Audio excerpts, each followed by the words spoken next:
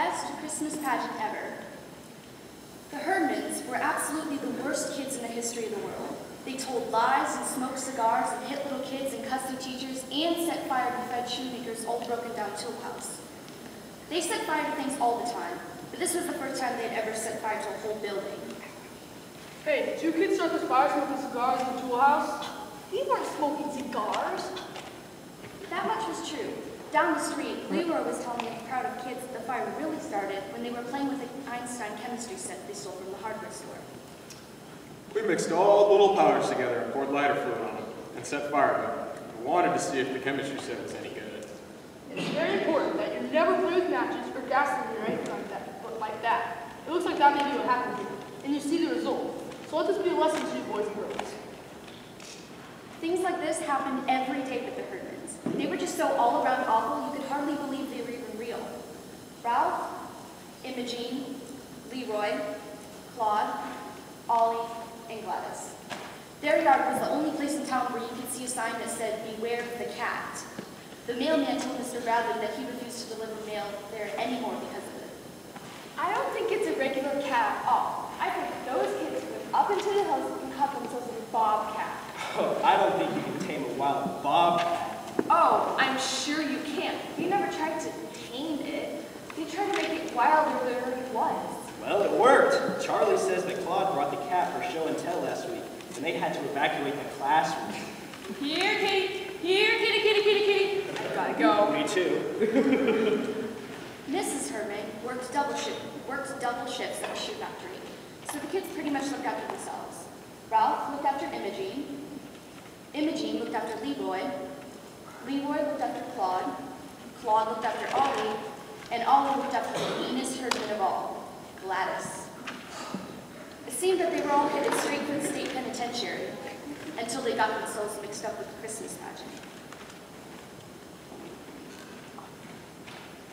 Every year, Mrs. Armstrong was in charge of the Christmas pageant at church, and every year was pretty much the same. But in November, Mrs. Armstrong fell and broke her leg, so Mrs. Bradley got stuck with it. That night at dinner, she complained to her family about it. I could run the potluck supper with one hand behind my back. All you have to do is make sure everybody doesn't bring meatloaf. But I had to get stuck with the Christmas pageant. Well, here's your big chance. Why don't you cancel the pageant and show movies instead? Yeah, Mom, movies would be lots better than a play. Movies of what?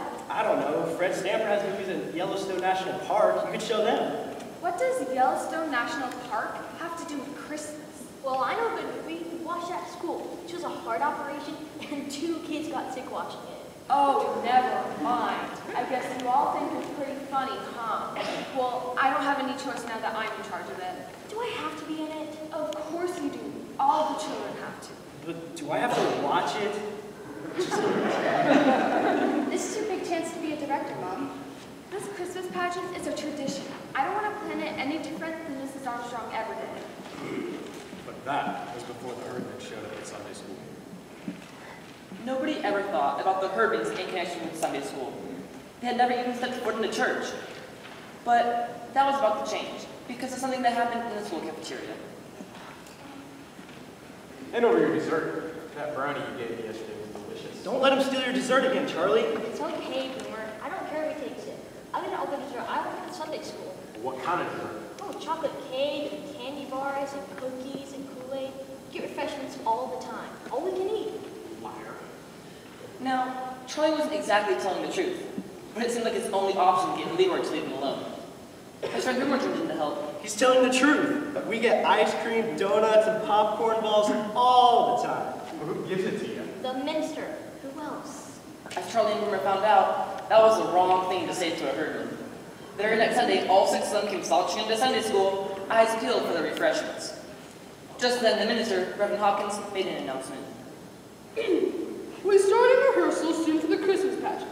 Next week, after the service, we'll gather in the back of the church to decide who will play the main roles. We want every boy and girl in Sunday school to take part in the pageant. So be sure your parents know that you'll be staying a little bit later next Sunday.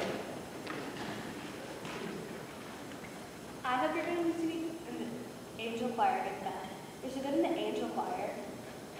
What she actually means is she hopes you won't get to be married this year just because your mom is running for pageant. I don't care if Alice plays Mary again this year.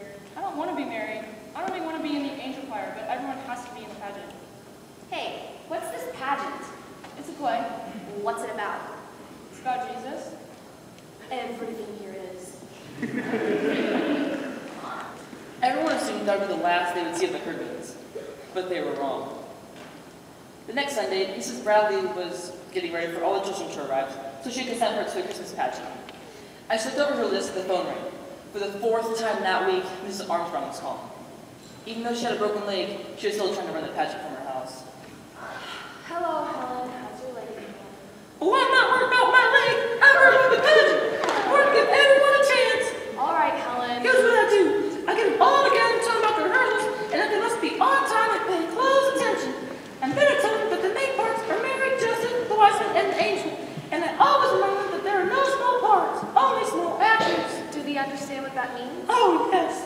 And then I always start with Mary. I tell them we must choose our Mary very carefully because Mary was the mother of Jesus. I tell them our Mary should be a cheerful, happy little girl who is unselfish and kind to others.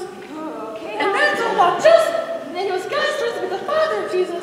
He should be a quiet, kind little boy. Helen, I've got to go. The children are here. Good morning, boys and girls. This isn't going to take very long. We're going to have our rehearsals at Wednesdays at 6:30. We're only going to have 5 rehearsals, so please try to be here for every single one of them. Well, what if we get sick? You won't get sick. Now, you younger children will be our angels. You'll like that, won't you? You older boys and girls and shepherds will be the shepherds, guests at the end, and members of the choir. And we'll need to marry Joseph, the wise man, and the angel. They aren't hard parts, but they are very important parts.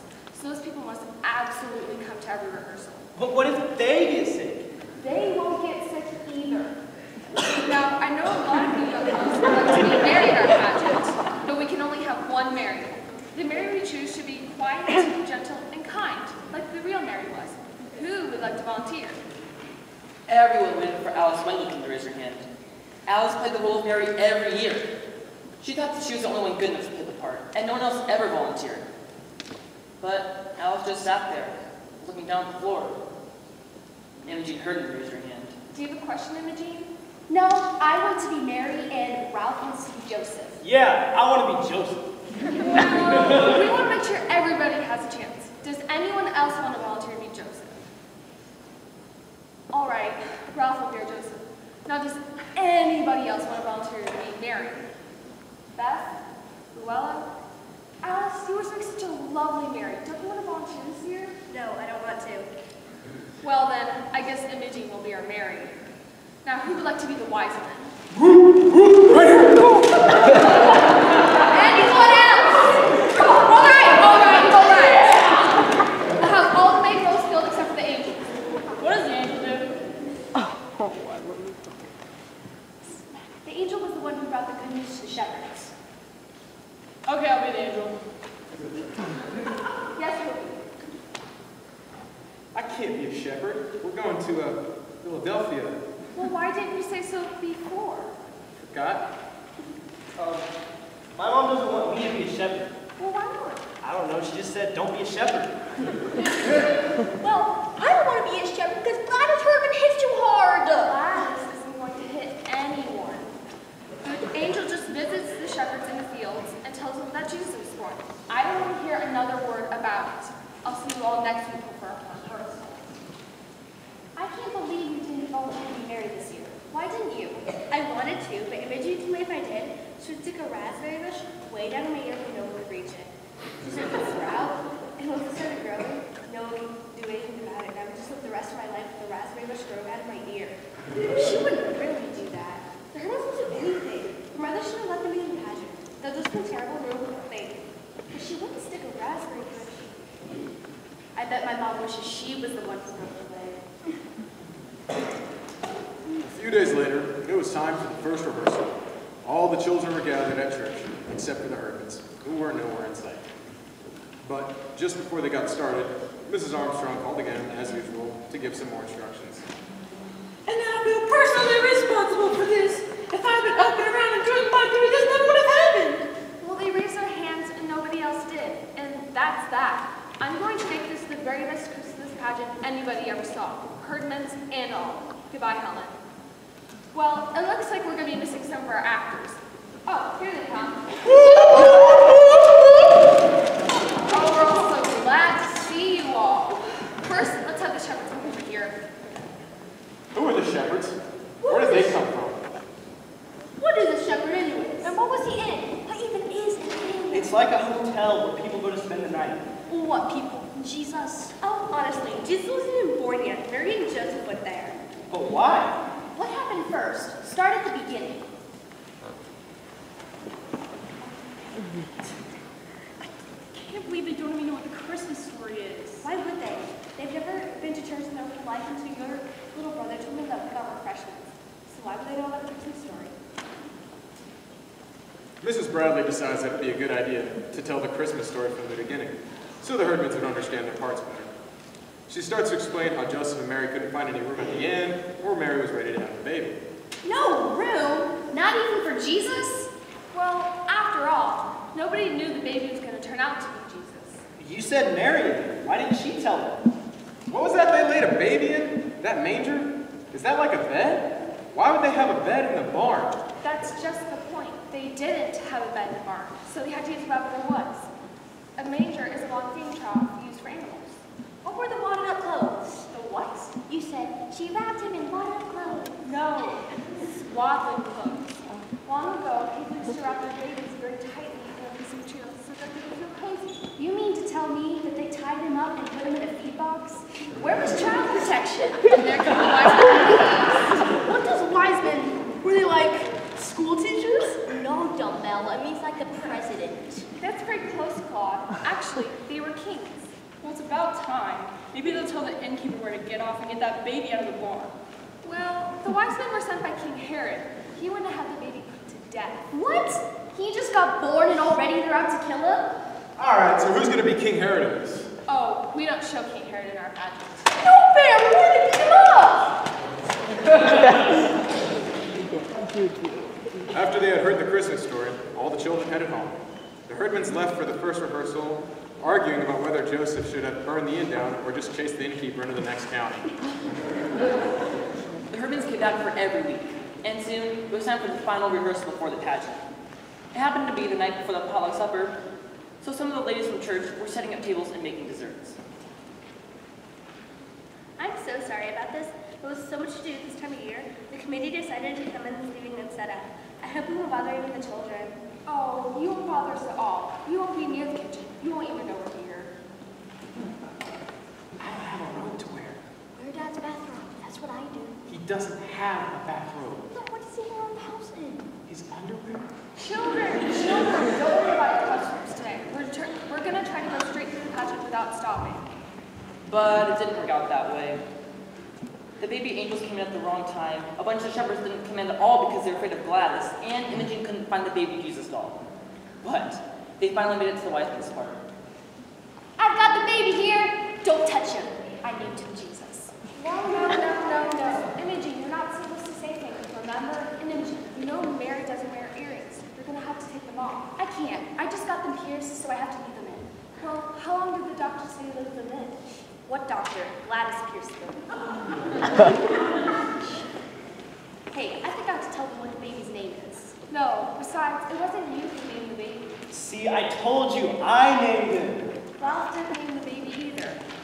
God sent an angel to tell Mary what his name should be. I would have named him Bill. Why didn't they just let Mary name her own baby? Did the angel just walk up and say, name him Jesus? I know what the angel said. She said, his name shall be called Wonderful, Counselor, Mighty God, Prince of Peace. Are you kidding? He'd never get out of the first grade if he had to learn to write that name. All right, let's take a 5-minute break, and then we'll come back and try to go through the entire pageant, this time without stopping. Well, they never did run through the program. As the kids started milling around, they didn't notice that the herdmans had slipped out and were now eating the cookies that church ladies had put out. Imogen headed behind the building to smoke a cigar, and Mrs. Johnson, seeing the smoke, called the fire department. Stay calm, kids, but you have to leave quickly. I saw smoke over there. There's no fire. There was a half-smoked cigar on the ground. I heard sirens. What's wrong?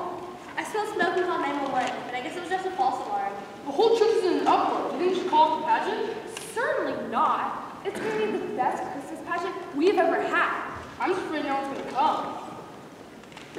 Hawkins was wrong. Everybody came.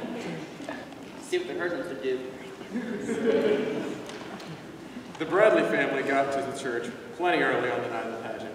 As the angels and shepherds got in position, Mrs. Armstrong called to give some more last-minute advice. And I just hate not being able to be there for the pageant. I know you're trying, dear, but I'm sure you would run much more smoothly if I were there. I've had years of experience after all. I'm sure we're going to manage just fine without you, Helen. I've got to go. Oh, that woman! It will be fine. When it's all over, we'll go somewhere and get hamburgers. I might just want to go someplace and hide. It may be the first Christmas pageant in history where Joseph and the wise men get a fight and Mary runs away with the baby. Our young people have been working hard practicing. Let us enjoy this Christmas pageant.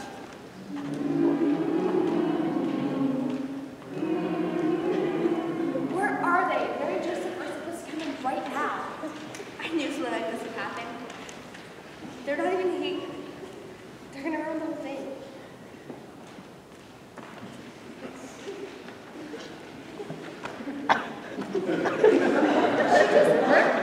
The baby Jesus. I never thought about how many cuts of it. Honestly, look at that angel. Hey! Unto you a child's born! Pick from the wise men. Why are you scary? Whatever it is, it's heavy. Honestly, I just bring gold, frankincense, and myrrh. I knew something like this would happen. It's a ham. But they stole it. They did not. It came from the Christmas food basket that we all collected donations for. That's their own ham they're giving away. I've never seen the Herdmans give away anything. Except black eyes. They're not supposed to sit down, they're supposed to leave. Well, it makes perfect sense that they would sit down and rest. They travel a long way. You wouldn't expect them to show up, hand over the hand, and then leave, would you? Honestly, they're ruining the whole pageant. But no one else seemed to think the Herdmans had ruined the pageant. In fact, it seemed they included a lot. By doing what came naturally, like burping the baby, or thinking a ham would make a better person than some perfumed clothes. But everyone was surprised to see Imogen Herdman do something they had never seen before. As she knelt before the manger, she was crying. Well, didn't they do a fine job? Let's give them a round of applause. Hey, listen, okay? Unto you a child is born.